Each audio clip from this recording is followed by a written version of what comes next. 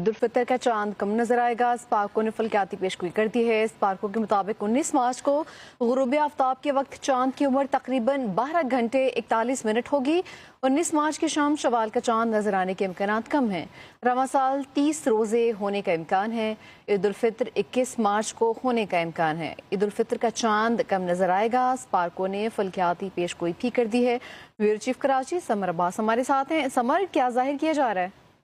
हाँ जी बिल्कुल, देखें ये पाकिस्तान खलाई व बलाई फजाई तहकीकाती कमीशन सपाको ने ऐलान किया कि शवाल 1447 हिजरी का नया चांद 19 मार्च 2026 को सुबह 6:23 जो है ये पैदा होगा, जबकि 19 मार्च 2026 को गुरूब आफ्ताब के वक्त नए चांद की उम्र तकरीबन 12 घंटे और 41 मिनट होगी, जबकि पाकिस्तान के साहिली इलाकों में गुरूब आफ्ताब और गुरूब महताब के दरमियान 28 मिनट का वक्फा मुतवक्को है।